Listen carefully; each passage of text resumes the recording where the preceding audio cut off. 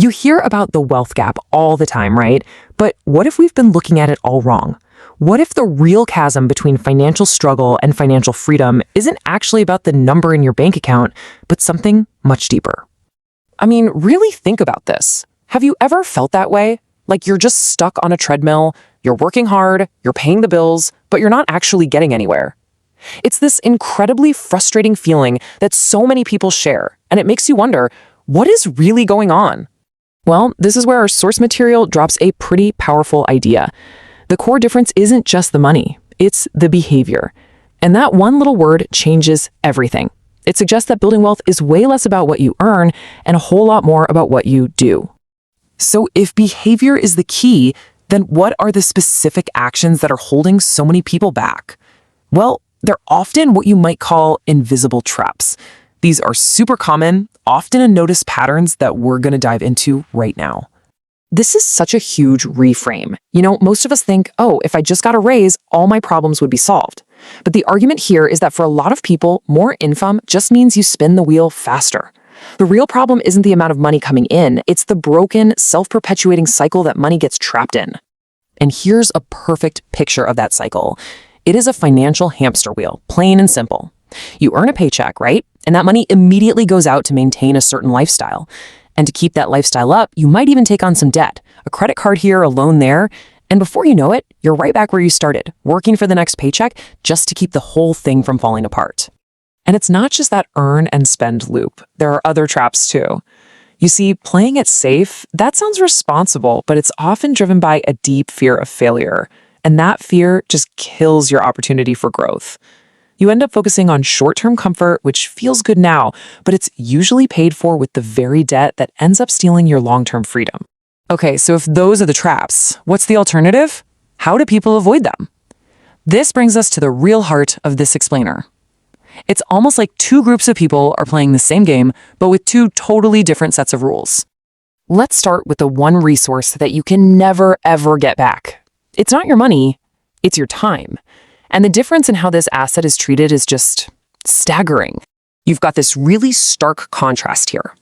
On one side, you have hours just evaporating into distractions, endless scrolling, worrying about what other people think. But on the other side, time is guarded. It's protected. It's seen as this incredibly valuable, finite asset that you invest in things like learning and building. You don't just spend it. All right, so after time, let's talk about the big one, money.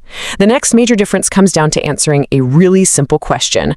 What is money for? And here's the crucial point. For one group, money is basically a tool for spending, to keep up a lifestyle, maybe impress a few people. For the other group, money is a tool for building. It's used to buy or create assets, things that will make more money for you down the road. So in one case, money leaves and it's gone forever. In the other, it's sent out to work and bring back friends. This brings us to our final comparison. And honestly, this one might be the biggest of all. It's the foundation for everything else we've talked about. It's all about how these two groups look at risk. See, there's that playing it safe mentality again. It's a mindset that's completely built around avoiding failure no matter what. But the wealth building mindset gets that real growth is just impossible without some risk. It's not about being reckless. It's about exploring opportunities, knowing that a few failures are a necessary and even valuable part of the journey to success. So we've seen these different behaviors around time, money, and risk. But why? Why are they so different?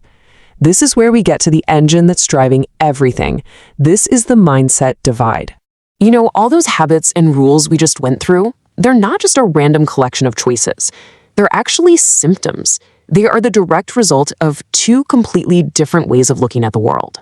The first is the mindset of short-term comfort. Its whole focus is on right now.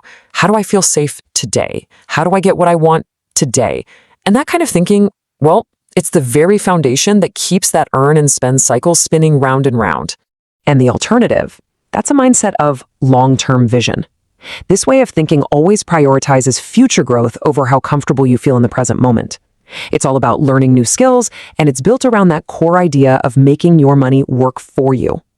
And that, we're told, is the true foundation of creating lasting wealth. Okay, so we've laid out the traps, we've looked at the different rule books, and we've uncovered the mindsets. But the most important question is, what can you actually do about any of this?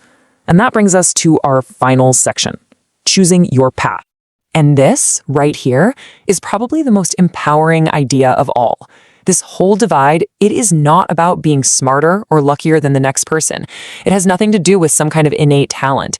It simply comes down to one thing: awareness.